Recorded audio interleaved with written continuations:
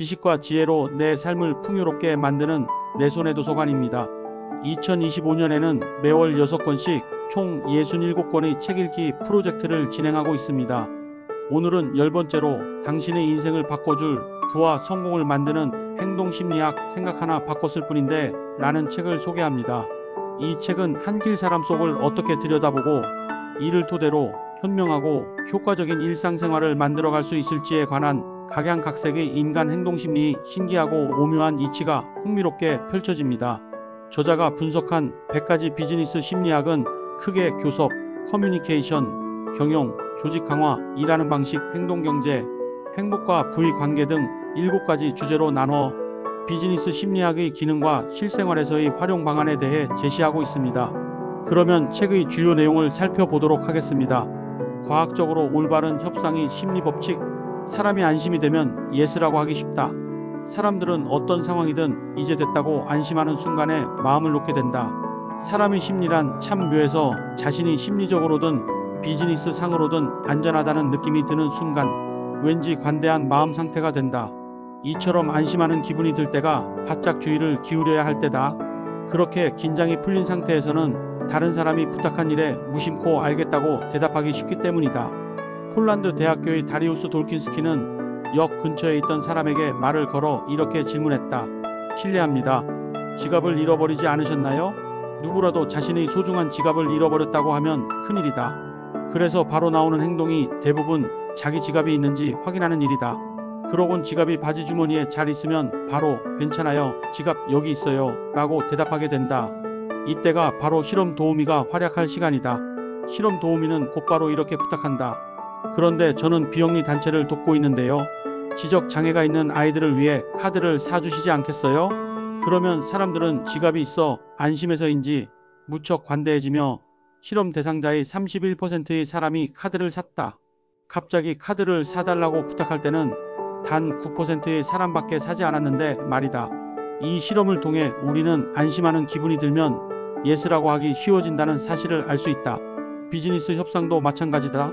안심하는 기분이 들면 그만 지나치게 양보해버리는 우를 범하기도 하니 안심이 될 때일수록 더욱 주의를 살피며 조심해야 한다. 무엇보다 자신의 신변이나 어려운 일을 무사히 잘 해결한 뒤에는 오히려 마음을 다잡고 보다 진지하게 조심스러운 행동과 판단을 하는 훈련을 평소 익히도록 해보자. 이렇게 평소 안심하고 편안한 순간에 좀 더 조심하고 여러 상황을 살펴 진지하게 대처하는 습관을 들이게 되면 비즈니스 현장에서 순간적으로 방심하거나 어이없이 너무 양보해 생각지도 못한 손해를 보는 일들은 대폭 줄일 수 있을 것이다. 협상할 때 약삭 빠른 사람은 먼저 상대에게 협상 결렬을 넌지시 비춘 다음에 협상을 이어나간다. 그렇게 상대를 안심시키고 상대가 자신의 요청사항을 받아들이도록 꾀하기도 한다. 이들이 잘 쓰는 협상 방법은 이렇다. 먼저 죄송합니다. 상황이 바뀌어서 일단 지금까지 논의한 내용을 전부 취소하고 싶어요. 하고 상대를 위협한다. 그러고는 회사에 전화를 거는 척하며 죄송합니다. 확인해보니 괜찮은 것 같습니다. 라며 상대가 안심했을 때 유의 그런데 하나 더 부탁하고 싶은 일이 있어요. 하고 자신이 원하는 비장의 카드를 꺼낸다. 따라서 앞서 언급했던 것처럼 평소 안심할 만한 상황에서 더 조심하고 상황을 잘 살피는 습관을 통해 이런 작전에 걸려들지 않도록 주의하자. 말을 잘하기보다 잘 들어주는 판매원일수록 실적이 좋다. 판매원으로서 성공하는데 능숙한 화술은 전혀 필요 없다. 오히려 고객의 이야기를 잘 들어줘야 한다. 이스턴 켄터키 대학교의 로즈메리 램지는 최근에 막 자동차를 구매한 고객 500명에게 설문을 부탁하여 왜 그 자동차로 결정했는지 알아봤다. 그러자 고객이 자동차를 구매한 결정타는 판매원이 이야기를 잘 들어줬기 때문임을 알게 되었다. 고객에게 자동차의 성능이라든지 연비, 가격 등도 물론 중요한 고려사항이었겠지만 그보다도 판매원이 자기 이야기를 제대로 들어준다고 느껴지는가가 중요했다. 그럼 왜 이야기를 들어주는 것이 그렇게 중요할까? 그 이유는 바로 단순히 자신의 이야기를 들어주면 기분이 좋기 때문이다. 하버드 대학교의 다이애나 타미르는 자기 자신에 관해 이야기를 할 때 뇌가 어떻게 활동하는지 기능적 자기 공명 영상 기계를 이용하여 알아봤는데 자신에 관해 이야기할 때 대뇌변 연계, 측좌핵, 복측 피계 영역 등과 같은 영역이 활성화되었다. 이 부분들은 쾌락과 관련된 영역이다. 사람들은 본능적으로 자기 이야기를 하는 것을 좋아한다. 이러한 사람의 본능을 잘 살펴 고객이 많은 이야기를 할 수 있게끔 배려해주는 판매원은 고객에게 기분 좋은 일을 해준 셈이다. 그런 판매원이 미움을 받을 리가 없다. 그래서 이야기를 잘 들어주는 판매원을 더 선호하는 것이다. 나는 타고나기를 이야기가 서툴러서 영업이나 판매하는 일은 도무지 적성에 맞지 않는다고 생각하는 사람도 있는데 사실 그렇지 않다. 자신이 말하기가 서투르다면 잘 들어주는 사람이 되기를 목표로 하면 된다. 그렇게 고객의 말을 잘 들어준다면 굉장히 좋은 판매 성적을 낼 수 있다. 특별히 아는 체하며 먼저 나서서 이야기하는 유형이 아니라면 오히려 판매하는 일이 천성에 맞는다고도 할 수 있다. 호감이 가는 커뮤니케이션의 심리법칙. 호감이 가는 사람은 상대방과 같은 말을 쓴다. 고객은 고객이 사용하는 말을 그대로 사용하는 점원을 좋아한다. 그런 점원들은 절대로 말을 바꿔 말하지 않는다.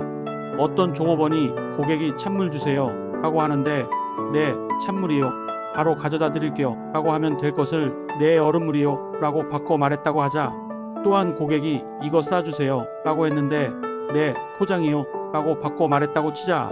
이 종업원은 왜 손님과 같은 말을 사용하지 않는 것일까? 고객의 요구에 즉각 대응하지 않고 다른 말로 대꾸하는 점원은 대체로 무능하다. 네덜란드 라드바우드 대학교의 닉 판 바레는 레스토랑에서 한 실험을 통해 이를 검증했다. 네덜란드어로 감자튀김을 프릿이라고 하는데 손님이 감자튀김을 주문하면 어떤 손님에게는 네, 프릿 하나요 하고 말을 똑같이 따라했다. 그런데 다른 손님에게는 의미가 같은 파탓이라는 단어로 바꿔서 네, 파타시오라고 말해봤다. 그리고 점원이 손님에게 받은 팁을 비교해보니 손님과 같은 말을 사용했을 때가 140%나 팁이 많았다고 한다. 고객과 같은 말을 사용하면 왠지 친근감이 든다. 좋은 사람이라는 인상을 줄 수 있다. 그런데 다른 말을 사용하면 왠지 결이 맞지 않는다는 느낌을 주게 된다. 비즈니스에서도 이 원리를 다양하게 활용할 수 있다. 만약 거래처 사람이나 의뢰인이 이거 아삽으로 해주세요 라고 말했다면 자신도 똑같이 네, 아삽으로요 하고 대답해야 한다. 이거 최대한 서둘러줘 라고 말했다면 네, 최대한 서둘러 마무리할게요 하고 대답해야 한다. 참고로 아삽도 최대한 서둘러도 가능한 한 빨리 해달라는 의미이다. 대화할 때도 메일을 작성할 때도 기본적으로 상대방이 사용하는 용어로 그대로 사용하자. 평소에 자신이 사용하지 않는 말이라면 어색하게 느껴지겠지만 그래도 바꿔 말하지 않는 편이 고객의 만족도를 높일 수도 있다. 성공하는 경영의 심리법칙. 대기시간을 즐기는 장치를 해둬라. 우리는 하는 일 없이 시간을 보내면 몹시 고통스럽다. 아무것도 하지 않는다는 것은 굉장히 스트레스를 받는 일이다. 아무것도 하지 않을 바에야 힘든 일이라도 무언가를 하는 편이 훨씬 기분이 편하다. 시카고 대학교의 크리스토퍼 씨는 대학생 98명을 대상으로 두 가지 조사를 했다. 단 첫 번째 조사가 끝났을 때 다음 조사 준비가 아직 안 됐으니 15분만 기다려주세요 라고 알렸다. 이때 15분 동안 아무것도 하지 않고 기다려도 되지만 도보로 왕복 15분 걸리는 곳에 회수 상자를 설치했으니 1차 조사 결과를 내러 거기에 갔다 와도 돼요 라고도 말했다. 그러자 많은 학생은 후자를 선택했다. 아무것도 하지 않고 멍하니 기다리는 것보다 15분간 걷고 오는 편이 더 낫다는 의미다. 아이는 아무것도 하지 않고 기다리기가 어른 이상으로 서툴러서 레스토랑에서 주문한 음식이 나오기를 기다릴 수 없다. 그러한 심리를 아는 점원 등은 아이에게 색칠놀이나 나무 블록을 가져와 이걸로 놀고 있으렴 이라고 말한다. 그러고 보면 패밀리 레스토랑 사이제리아에는 테이블 위에 귀여운 그림이 그려진 틀린 그림 찾기가 놓여있다. 굉장히 어려워서 어른들도 정답을 찾기가 까다로운데 그 덕분에 음식이 나오기를 기다리는 시간이 조금도 지루하지 않다. 오히려 틀린 곳을 다 찾기 전에 요리가 나와서 요리가 조금 더 늦게 나왔어도 되는데 싶을 정도이다.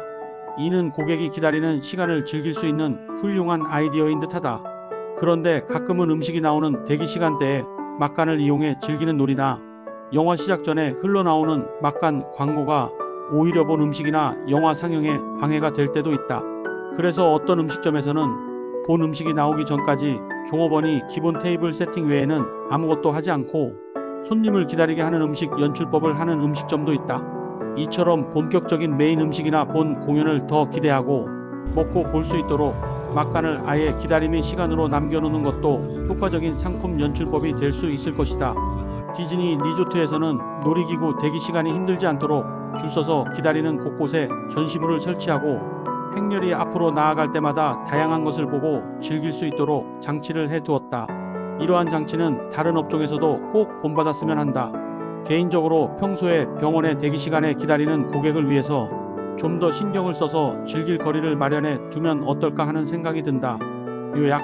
이 책은 크게 일상을 합리적으로 지혜롭게 살아가는 방법과 각양각색의 경제 상황에서 인간 심리를 통찰해 경제 활동을 한층 업그레이드 시킬 수 있는 경제 심리 마케팅 법칙을 제시하고 있습니다. 저자는 비즈니스 심리학의 영역 설정에 대한 고민을 털어놓으며 비즈니스 심리학이 다루는 범위가 굉장히 넓기 때문에 고심 끝에 과학적이고 실증적이면서도 흥미롭게 이 주제를 다루기 위해 최근의 연구를 소개하면서 저자의 인생 경험과 특수한 일본적 내러티브 상황 등 다양한 현실적 대안을 일목요연하게 제시하고 있습니다. 이번 영상을 유익하게 시청하셨다면 구독과 좋아요 부탁드립니다. 그러면 다음 시간에 뵙겠습니다. 감사합니다.